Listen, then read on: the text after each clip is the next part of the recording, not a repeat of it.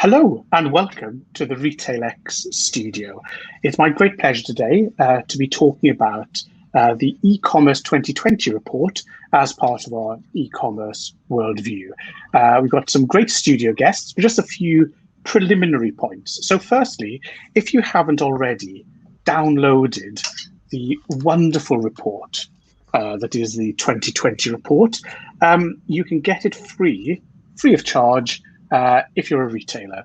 Sorry, non-retailers, that's the way life goes, winners and losers, but retailers, you are winners. So if you're in our top 1,000 retailers or brands, just go to the website, the link's there, retailx.net, enter your work email, and as if by magic, it'll be free of charge for you. Now, I know what's going through your mind. You're thinking 184 pages of detailed research.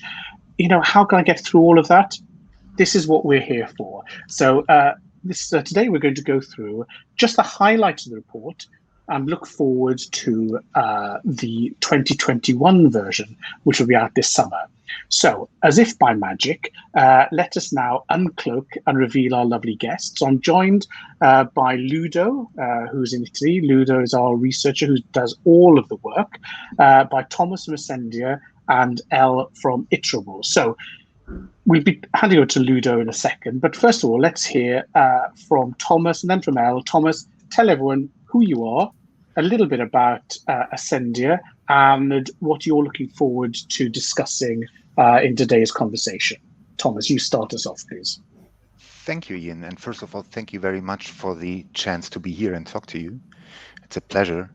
And yet, some words about me and Ascendia. I'm working with Ascendia since end of 2019. Ascendia is a company present in 17 countries across the globe. What we do is, very briefly, facilitating global e-commerce for retailers. So from a logistics point of view, we are, let's say, an intermediary for everybody who wants to spread his business across the world, no matter in which region or country. So we are serving more than 200 destinations globally. And our main intention is easiness and ease of use for our customers, which means getting complexity out of the business when it comes to scaling internationally. Great. Well, look, everyone is keen to scale to new markets. So just give us a preview. What's top of mind for you? You're looking at 2021. What's on your mind? The interesting thing in 2021 for us is, and it is, of course, a little bit coming off of the current situation we are in. So we all have been suffering, or let's say a bit picky profiting from what we experienced the last year, which is a pandemic situation. And no matter if retailers, e-tailers were forced more into e-commerce because of restrictions we had globally in the business, what we see is a very tremendous and interesting development. And this is exactly what I mentioned before in scaling their business. So setting up easy, self-containing e-commerce delivery channels and business revenue streams. And what we see is that especially a lot of smaller retailers are challenged by these developments. And the thing is that it's interesting to see when they started, maybe forced to during the pandemic situation, they now experienced a potential growth area for their business. And it's interesting to see and growth with these kind of businesses. And this will be interesting in 2021. Lovely. Well, let's hope it is a growth trajectory. Elle, who are you, Iterable, and what's on your mind? Great questions, Ian. And first, I just wanted to echo Thomas and say thank you so much to yourself and Ludo for inviting me to take part in this. I'm really excited to be talking with you all today. And I'll have to say, when I saw a 184-page report, Ian, to your point, I got a little bit nervous, but there's so much great information in there. And it was really fascinating to read through it. So don't be afraid, anyone out there, to read 144 pages. It's worth it. From my side, though, so I'm Elle. I'm the Senior Director of Customer Success at Iterable. Iterable is a cross-channel platform, and really what we do is we power unified customer experiences and enable marketers to create, optimize and measure every interaction throughout the customer journey. I'm based in our London office and I lead our EMEA customer success team. Great. And what are you thinking of for 2021? You know, you've read the report and, you know, we're in the cut and thrust of the year already. Yep. What topics top of mind for you? Yeah, I mean, I think a lot of what Thomas just mentioned really resonated with me. 2020 really accelerated the digital transformation of e-commerce businesses across Europe. And I think what we saw, to Thomas's point, is millions of new users subscribe to online and mobile channels. So what I think that is really important for brands to focus on this year is three things. Firstly is a personalized cross-channel customer experience. Secondly, and this is one that I could talk all day about, is building a sustainable as well as an empathetic corporate image. And then I think the third area is really investing more heavily in mobile and innovative technology that can help support what I'm terming as a socially distant future. But I think that's what we have in store for all of us. So I'm excited to see how we tackle it. Great. Well, look, that was 3 answers the price of 1. So there you go. I appreciate that. Now, I think you both touched on things that, behind the scenes, we've been talking about a lot, which is, this challenge of growth and how do you actually deliver in both senses on the digital promises you're making to customers, especially across border. And I'm pleased that Thomas didn't mention the B word, but of course we're all really going through the realities of, the forms, the difficulties, the challenges that barriers can create. So very interested to bring those down. And I think you're totally right about this idea where we've gone from a multi-channel world to an enforced digital world. As we come back into balance, it's going to be a different approach. So I wonder actually even whether we can stop talking about transformation, because it's now in the past, who knows? But anyway, Ludo, listen, we of course know who you are, but maybe you just want to update everybody listening, who is the person behind the report? Well, thank you, Ian.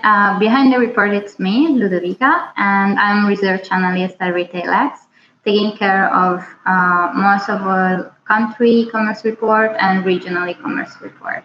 Great. So, well, look, yes, great to get you, behind the cameras and behind the report. So why don't we just hand over to you now then, Ludo? You have selected from the report a couple of highlights using some key countries as examples of their regions. So why don't you just tell us a little bit about the report so we can get our brain around it, and then walk us through. And of course, we'll interrupt as you go through, as is our terrible habit. Okay, thank you. Well, as you can see from these slides, from the graphs, almost 70% of Europeans have shopped online in 2019, and it has continued to rise since 2015. So we projected to have this number always to increase year by year. Western Europe is the most mature e-commerce market in Europe, and with 70% market share of total B2C turnover. If we move more into regions, Western Europe dominates the European e-commerce sector, in great part because it includes some of the most advanced industrialized countries in the world of e-commerce. It includes the highest percentage of e-shoppers in Europe, 83%. And when looking at country-by-country basis, UK leads Western Europe with 91% share of e-shoppers. This is followed by the Netherlands and Germany. Moreover, the UK dominates in terms of spending too, followed by France and Germany. In fact, when it comes to some countries we decided to look into more carefully, we have Germany, delivery methods, and the most important thing for German consumers is to being able to choose the place, but also the time of delivery. While for Ireland, when it comes to cross-border shopping, United Kingdom is the first country where they refer to shop cross-border. And the most used payment methods in the Netherlands is Ideal. It is really, really common in the Netherlands to have everyone managed by Ideal, and also most of retailers offer these payment methods. So here the question maybe for Thomas is, what are the main characteristics you see among German consumers when it comes to delivery methods? like you've seen in your studies, of course, I would first of all call it a little bit more general. The essential success factor for the retailers and e-tailers is flexibility on delivery methods. So basically, when you look at changing circumstances, even in the last year, especially in the last year, the flexibility made the winners at the end of the day, because habits with people changed, habits in demographics changed, because there was a complete new target group for e-shopping, for e-commerce, and therefore the flexibility had to be there because you were less focused on certain target groups, on certain buyer groups. And when it comes especially to Germany, you have to be aware in Germany, there's a special thing, and it's different from country to country. And this is really tricky for our business and the retailer's business. You have to have the local flavor in your delivery methods. And this is what I call flexibility. For example, in Germany, and just take me as an example, we know the postman coming each day bringing our parcels, and he knows best what our dogs like, and he's prepared. So this is a very personal relationship sometimes, and this is personal habit. And therefore, when it comes to the different countries, and we talk about European-wide delivery and retail business, knowing about these specialities per country and per region is important. And this is a complexity which is difficult to manage, but it's a success factor. Yeah, thank you so much. And what are the main characteristics you see in Western Europe? In Western Europe, it's difficult to put it in a region. Or to make it general for a region, because I remember last time a webinar you had about France, the e-commerce report in France, and then you see complete different infrastructure and behavior and habits in this country, which is completely different from a neighbor country already. So when you put it in regions, it's difficult. But for example, the difference in France, like mentioned in the last session, is that you have the standardized postbox environment and infrastructure, which is not applicable to any other country. But when it comes to a region like Western Europe, the flexibility, like in Germany, with time and place of delivery remains the key factors. So let's say speed and quality of service is given as a given fact, as a commodity. Then it comes to the flexibility of time and place, and that's across Western Europe the same. So from a customer perspective then, one of the things we found when we were doing our European research is there are not many retailers that operate in multiple countries. So although the brands tend to be pan-European and often global, retailers tend to be local. And so the customer is even more local because they think, well, I'm used to my post, I'm used to my pickup, drop off, etc. So from a retailer perspective, if you're selling into a market, it's unlikely the customer wants to totally adapt to you. You have to totally adapt in each locality as well as each country. Is that a fair requirement, do you think, Thomas? It is, and it's across the entire value chain. Because at the end of the day, what is important for the retailer? The retailer looks at the conversion rate in his online shop. And the conversion rate in its online shop is highly dependent on the quality of localization in the means of payment, delivery, language, local flavors of language. Sometimes it's much more important than people think. It's not only about translation, it's about getting the sense of the local flavors into tonality and all the stuff on your website. And then when it comes to the final delivery, like I said before, remember, this is let's say one of the most emotional moments in the value chain of e-commerce, because this is the first time you really get in contact with what you ordered online. So this is the difference between offline shopping on the high street. And so the delivery experience is one of the crucial parts of the entire customer experience. And especially France, Germany, taking those both examples again, people think very local. There's an emotional factor of trust in what you do online, especially on certain, let's say, certain type of products you buy online, which are not more commodities, but more luxury, more expensive, more products which needs explanation. There's a level of trust in online conversion rates and shop conversion rates that needs this proper localization. And Elle, we're talking about the flow from the website to the customer. Are you seeing a similar thing, that these parallel experiences of the different channels between start and finish need to be brought together? Definitely. I think Thomas raises a really good point around trust. No matter which country you're in or which region in Europe, that seems to be an underlying theme, is the consumers really want to trust the brands that they're buying from. And what we're finding is that the messaging is key around that. So having that omni-channel experience, providing a really seamless way to shop between mobile and online. And then once that delivery is out, making sure that you're communicating with the user or the consumer around where it's at, when they can expect it to be delivered. And I think the other point that's really interesting here as well that we've seen in the last year is how brands are responding to returns. Because more and more goods are being purchased online now. And so that return period is becoming almost as crucial as the delivery in terms of that customer experience. Yes, great. Ludo, do continue. So we went off piece slightly as predicted. No, it was super interesting. So moving to another region in Europe, it is Northern Europe, which is the second strongest region for number of e-shoppers, with almost 80% of e-shoppers. However, it is third in terms of e-commerce turnover. As a relatively stable market, it is not showing the huge rates of the likes of Eastern and Southern Europe. Looking on a country-by-country basis, Denmark leads the region in terms of B2C turnover, followed by Norway and Sweden. Latvia shows the lowest spending of Northern Europe, as well as the lowest percentage of e-shoppers. However, Latvia has the highest e-commerce turnover growth rate, followed by Estonia. In Estonia, we saw that the most purchased category was travel, of course, when possible, but of course also clothes and household goods, which of course during COVID-19 crisis, it is understandable people redecorating their houses, make their home office more suitable for webinars. I can attest to that, Ludo, for sure.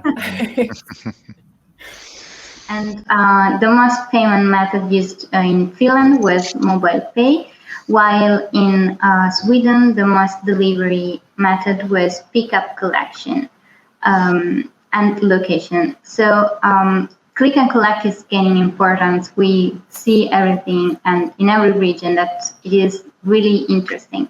But of course, it was maybe more interesting when people could really go into stores and try and experience the in-store shopping experiences, while with COVID-19, of course, people have to receive their packages at home. Do you think people will miss the in-store shopping experience if this COVID-19 crisis will last too long? I'm happy to answer that one.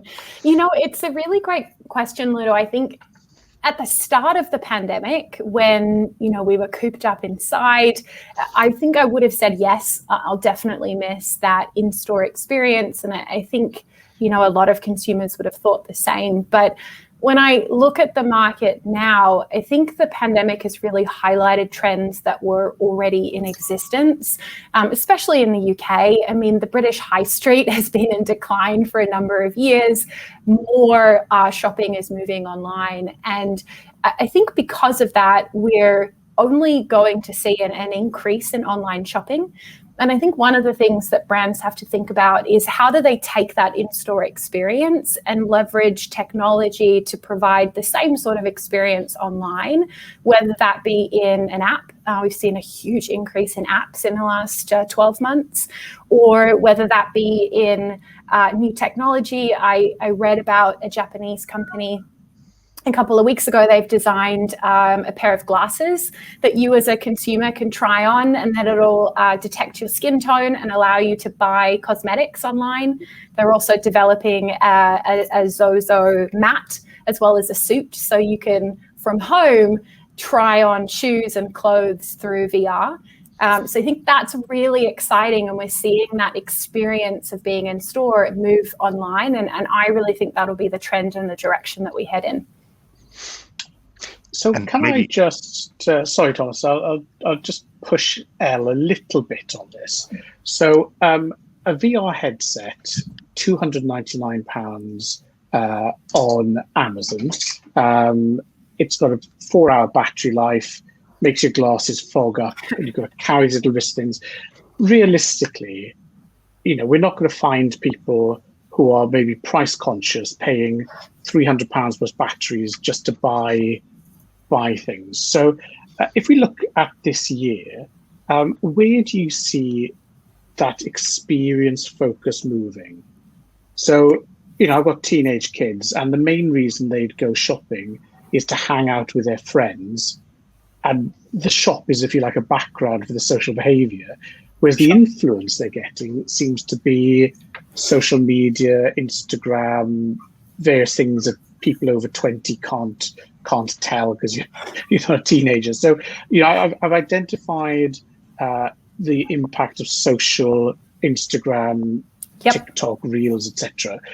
So that's something we can be doing now. Are there any other things that are taking up the experience social gap that maybe the decline or challenge the high street has made? Definitely. And I think, VR is the extreme end of the spectrum. I definitely agree with you, Ian. We're not all going to have a headset or a mat or a bodysuit in our house that we can just don and have this amazing experience. But I think it's an example of the direction that we can head in. If you take it back sort of 100 steps and you think about the now and the availability for everybody, I think apps are a really fantastic way to go when it comes to creating that in-store experience. Mobile apps used to be largely transactional. You would go onto them to make one purchase, and then we saw a decline in people re-engaging with those apps. But mobile now, especially in the pandemic, you have your teenagers, your mums, your grandparents sitting on the sofa and they're bored and they want to go online and they want to use mobile apps to not just purchase a product, but do their research, ask friends or share products with them. And so apps have become this real ability for a brand to express themselves, to help consumers discover something or learn something or share something. And I think the technology hasn't changed. It's just better use of that. That's right. Thomas, sorry, I interrupted you. You were about to say? Yeah, but that's a perfect point, because technology was there for years already. But this situation has proven that every idea has the right time. And if I think back 10 years ago, I remember very much I was working for an e-commerce agency back then, and we developed an app for IKEA. And what you could do is not virtual, but augmented reality. You were able to put the furniture from IKEA virtually into your room with the augmented reality application. And looking back to this time, I remember we won a lot of awards, innovation awards with this app, but nobody used it. So this was the reality back then. If you look by today, it has changed. So I remember using that app as a demonstration of the future that's about to happen. So look, we all enjoyed that. That's a very good point. So I'm just going to give you some fair warning. You said, Thomas, every idea has the right time. So when we get to the end of the webinar, I would love you and Elle, I'll give you a few minutes to think, to tell me which idea the time is now. Okay, so time to think. Let's go back to Ludo to carry on our journey. Now you've had fair warning. Ludo. Yeah, we move now to Central Europe, who shows strong internet usage and e-shoppers rates at the strongest growth rate in e-commerce shoppers. Looking on a country-by basis, internet usage is fairly consistent across the countries in the 80% range for all. The e-shopper rate is also the highest for Switzerland, 83%, while it is the lowest for Hungary. The growth rate in online shoppers is driven mostly by Hungary, followed by Poland and Czechia. So we see in Austria, the most used payment method is still invoice, and online payment like PayPal and Amazon Pay are gaining more and more importance. The most purchased products in Slovakia are, for example, clothes and sports still, and house of goods again. While in Switzerland, the most used payment method is e-finance. And it is interesting to see how different payment methods change by country and also by region, countries in the same region. But when it comes to sustainability and in all his phases, so in e-payments and delivery, what is your opinion on that? Yeah. On sustainability, maybe if I start, or ladies first, Elle, if you want. But by all means, Thomas, go for it. The sustainability aspect, there's one key thing, and this is not a trend for the last year, but a trend for some years.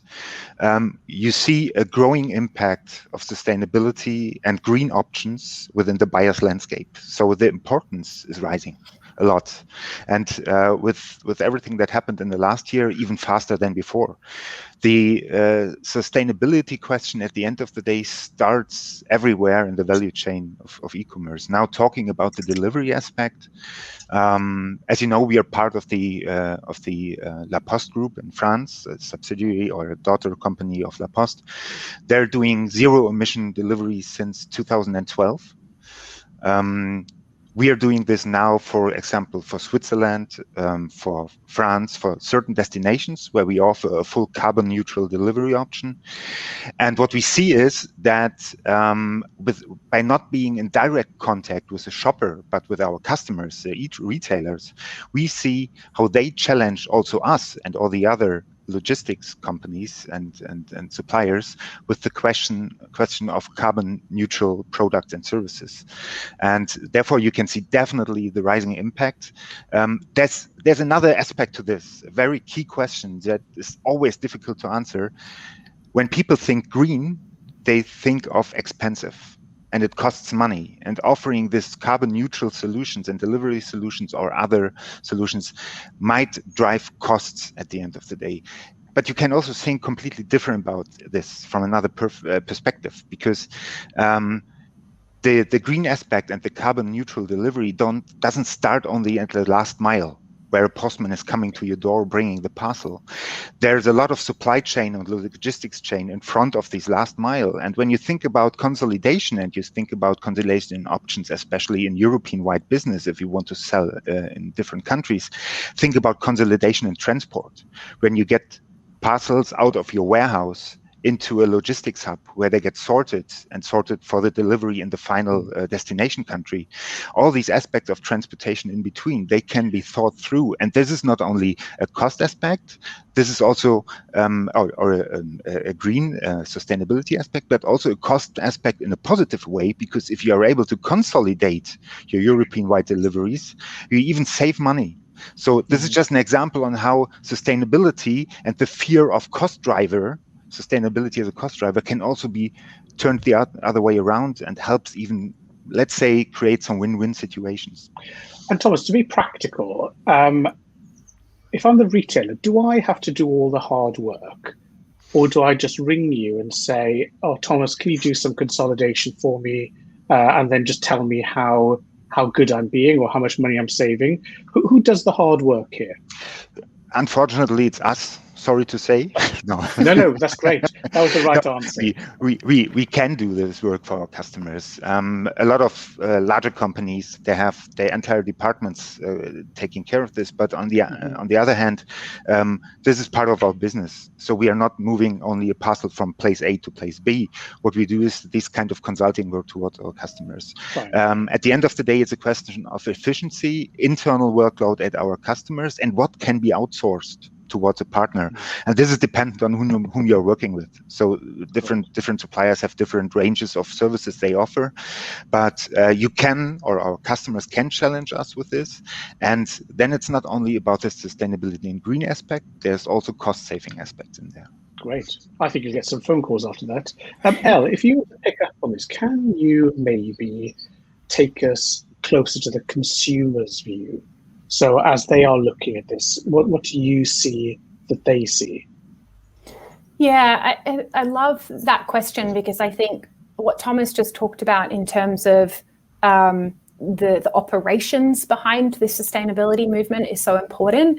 But then when you look at the consumer, the reason I'm so excited about it is I really have seen this shift in the consumer mindset from convenience to having a conscience about our place in the world and the effect that our buying behaviors are having on our planet. And I think what that's doing is it's really forcing brands to think about their corporate image and their social responsibility in 2021 and beyond. And that's not just things like the way products are packaged and delivered, but it's also including things like donations at checkout. It's pushing for European legislation changes, and just in general how we view ease versus efficiency. And I think one thing that COVID has really done is that it's highlighted a need for brands to be empathetic and to focus on the customer experience and improve that trust that Thomas was talking about a little bit earlier.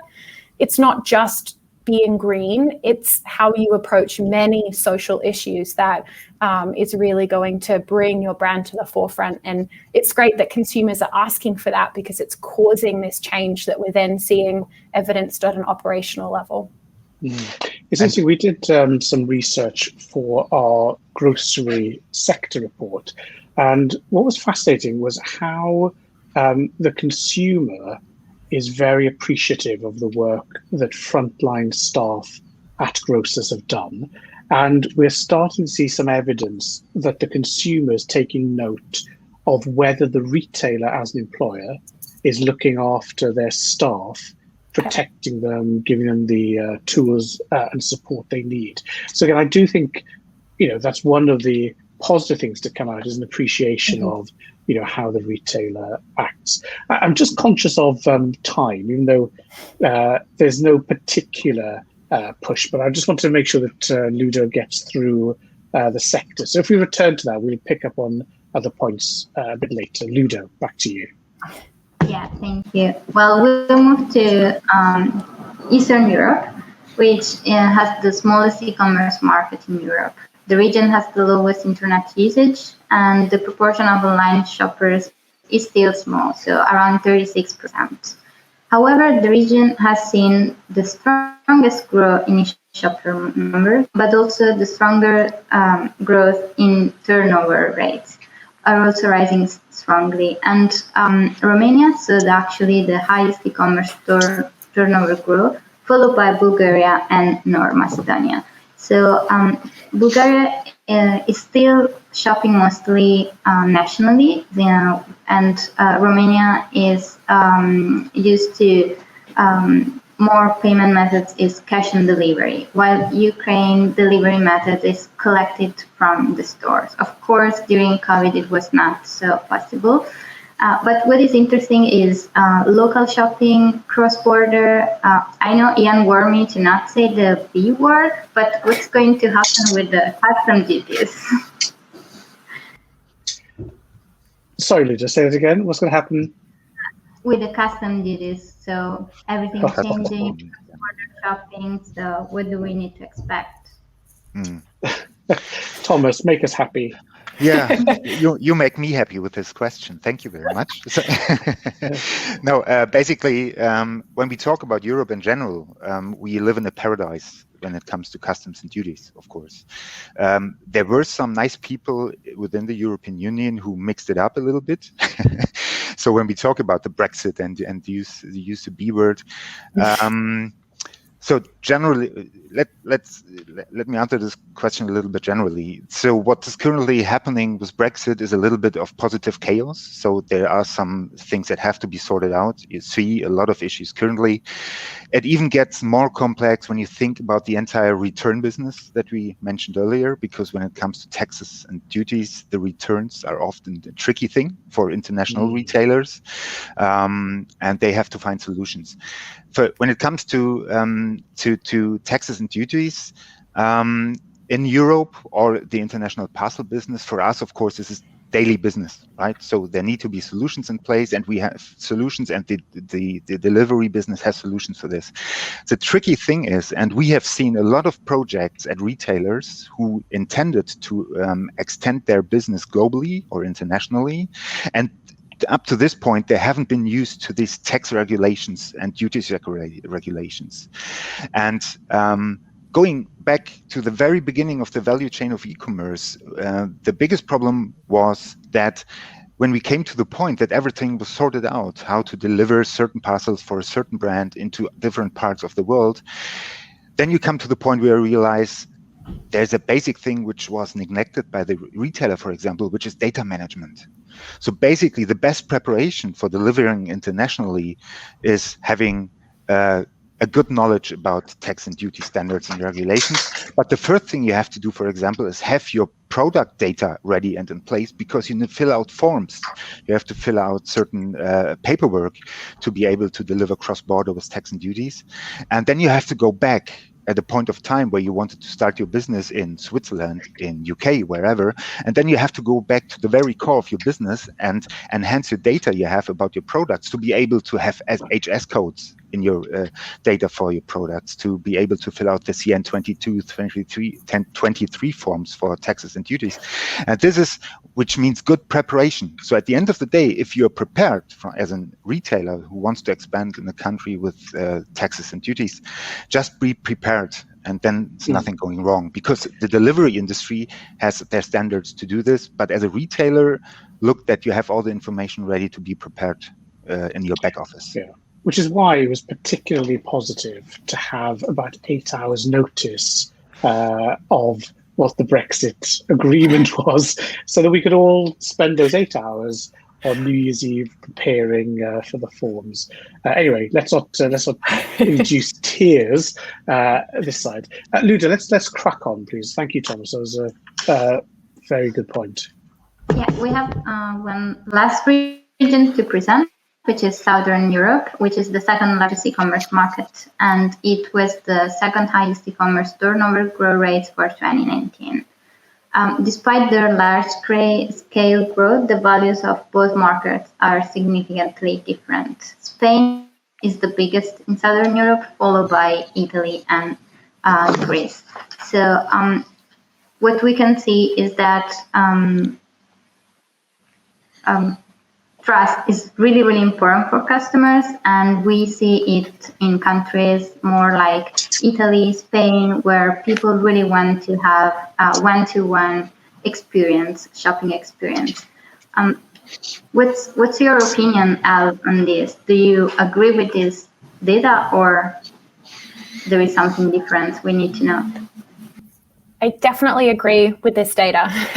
I think that it's all about those personalized experiences at the moment, and that will continue. And we're seeing a lot of retailers invest online in the technology that's needed to capture zero and first-party data, and then be able to use that data to really inform how they are connecting with their consumers at every stage of the customer lifecycle. So it all goes back to that trust piece again. I know we should say, instead of the B word, it should be the T word, I think, today for all of us. But consumers really want that direct interaction with the brand. It's something that I think we've gotten a lot more used to in the last 12 months. And it's great to see sort of online retailers really responding to that and looking at how they can increase their personalization in the next few years. Hal, just tell us what zero and first party data is, just in case anyone else like me is a bit fuzzy on how the parties work. Yeah, no problem. It's a great question. So zero party data at a really high level would be any data that I expressly give to a brand. So a really simple way to think about it is when you sign up and you fill out a profile, you're expressly giving data about yourself, including maybe your gender, your age, your preferences. That'd be zero party data. And then first party data is behavioral data that a retailer might capture about you online. So if they're tracking the pages that you visit or how you respond to an email. Great. Thank you very much. Yeah. Sorry, Luda. So last part of our talk is about COVID-19, of course, which has been a great change for behaviors and patterns. Because of the closures, one of the biggest changes has been a shift to e-commerce. We can see the change in France. So for retailers, the main difficulty was logistics, and supply chain. For Denmark, there has been differences in impact on consumers and entrepreneur behaviors. And for Poland, new online stores cropped all over Europe during the crisis. When it comes to Romania, payment methods used by consumers has been impacted. Hungary, despite the perceived high cost of delivery during the pandemic, many consumers still consider ordering cross-border.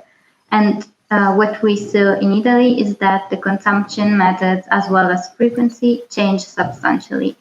So here, if we want to have an image of after the crisis, what will be for Europe to shop online? Thomas, you go first. I go first. Then could you please repeat the last half of your sentence? I wasn't sure about the... what we will see as the main trends after the COVID-19 crisis will pass in Europe as a whole.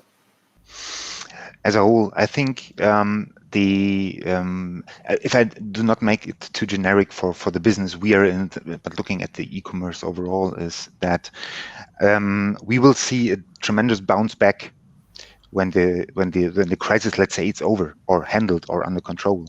So what we talked about earlier is, are people missing the in-shop experience or the shopping experience? There are emotional and social aspects to that will never be replaced by e-commerce and online shopping.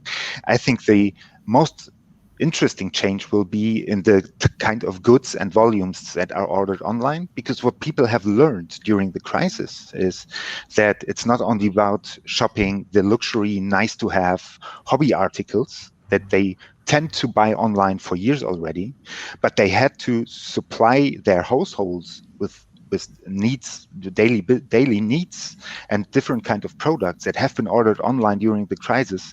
And people got into the moods and into the experience that it's easy to do. So the daily, weekly grocery shopping, whatever it is, you could do it differently. So there will be a shift. On the other hand, when it comes to the product types that we mentioned before, like hobbies, luxury article, clothing, I think we will see this bounce back into the offline shopping space. But hopefully, and this is something which retailers have learned and still have to learn, how to combine the different selling channels, which is online and offline. And we have seen huge progress on this before the crisis. The crisis brought new aspects to it, and I think we will see a next level of integrated multi-channel shopping after COVID-19. Well, that sounds like an ideal point for Elle to pick up on. Is that right? And was there anything else you were going to say? Yeah, I definitely agree with Thomas, and I mentioned this earlier, but I really think one of the trends that we'll start to see is a shift towards mobile, and not just for purchasing goods and services, but also for that experience. Mobile has been a slow trend in recent years. I'm not going to sit here and say mobile only became a thing in the last year because of COVID, but I do think that the pandemic has really accelerated that shift to mobile. And I think because of that, to Thomas's point, brands are really going to have to invest in how mobile and these additional channels fit into that multi-channel, that omni-channel experience that they need to start creating as a brand. And mobile is an interesting one because it's not just apps. I know I talked about them before, but it's how do you take the benefits of technology and mobile in particular and maybe infuse those into an in-store experience. So as an example, Asda, one of the largest supermarkets here in the UK, you can actually sit in your car now and join a virtual queue, and then they call you in when it's your time to shop. So you don't have to stand in the cold, which is a big thing, I think, in the British winters. We're also seeing a huge shift in the health and wellness space towards apps as well. So we work with a fantastic subscription company called Fit.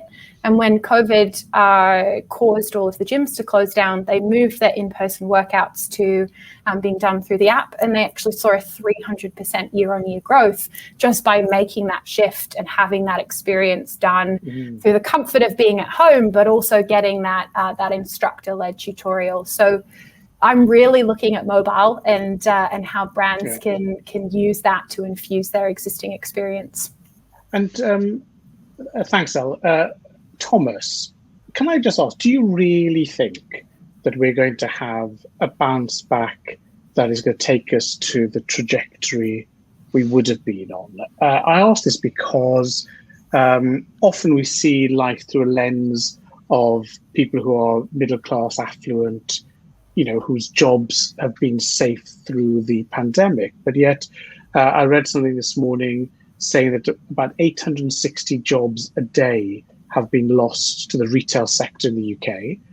We're seeing a lot of people, who are going to come out of furlough without jobs, with mortgage and rent challenges.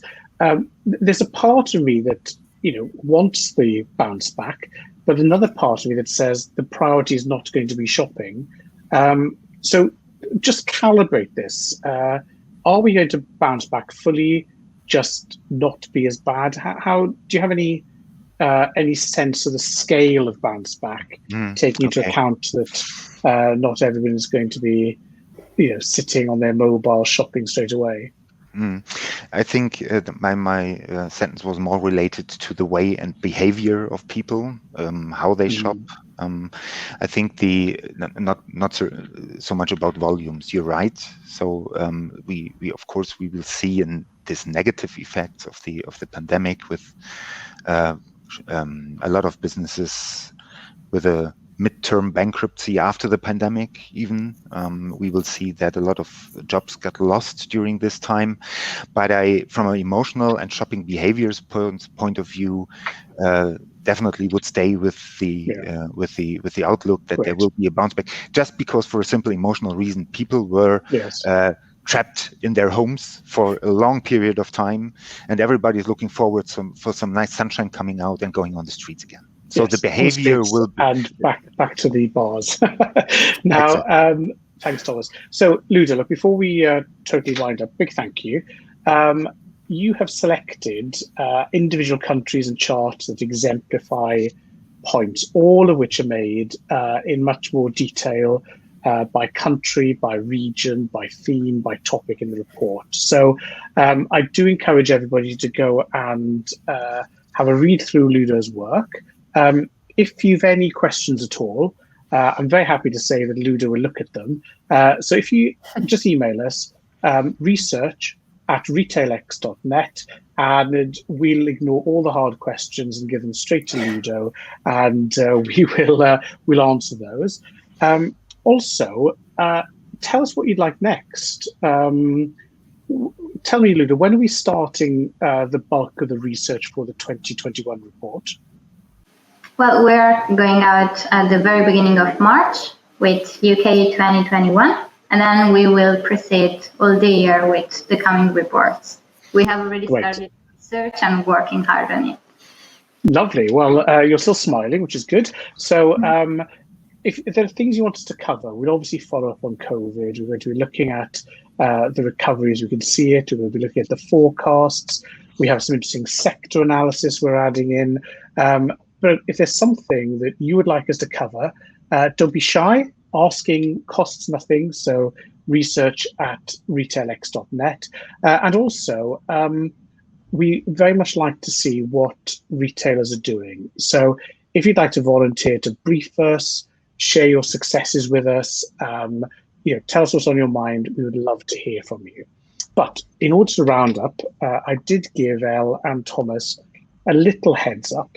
To quote Thomas, every idea has the right time. So as we approach the end of the webinar, Elle, what idea has found its time? Ian, I was hoping you were going to forget that you'd asked that question. No, I wrote it down. I thought I've given you fair warning. I mean, you've talked eloquently about mobile, obviously. So I can't let you say mobile again. Is there anything else where you think now is the time? I mean, I did mention that I really am looking at VR. I think wasn't there a Google Glass or something at one time that came around and then went really quickly? Maybe it's time for that to come back, and then to think about maybe my childhood and something fun. I think now's the time to bring back the virtual pet, the Tamagotchi. I think it would be a good time. Okay, well, there we are. That's one thing to do with VR. Thomas, it was your phrase, so I have to give you the credit for it. What idea has hit the right time just now? Just now, and I close the loop to the beginning of our conversation. When we look at the retail landscape and the business landscape, I think it's now the right time for a lot of smaller and mid-sized retailers and businesses to have understood what digital transformation means. So especially, this funny example and quote from other conferences where people say, COVID fostered our digital transformation more than our CDO or chief digital officer, whoever. And I expect that the trend for 21 will be that a lot of smaller and mid-sized businesses will follow the trend of this digital development, of the e-commerce development. And this fosters even a nice development, and this is something which happened in the last 12 months, is technology is getting easier and less nerdy. So you have pre-manufactured, pre-configured solutions for smaller retailers, smaller businesses that they can easily, let's say, use out of the box, being already connected in the entire value chain of payment services, of delivery services, where you have standardized interfaces and data exchange. And I think this will enable this trend in 2021 even more. Great. Well, look, you have all been out of the box, so thank you very much for that. We're at the end of our time, but we can't go without thanking you, our lovely audience, for giving us some of your time. Ludo, for all your hard work on the report and for bringing that to life for us. Really appreciate that. Elle, Thomas, fantastic contribution. Thank you so much for chipping in and for keeping us interested throughout this last 50 minutes. So just a final reminder, if you want to get the PDF, it makes a great present for loved ones, then do get it on retailx.net. Send us any questions, research@retailx.net. And do look out for, as Ludo said, a very busy schedule. We've got 27 country and regional reports coming out this year. So there's absolutely no excuse not to know exactly what's going on behind the scenes of e-commerce in Europe. So thank you all for your time. And once again, to our guests, thank you all very much indeed. Thank you. Thank you, Ian. Thanks, Ludo. Thanks, Thomas. Thanks.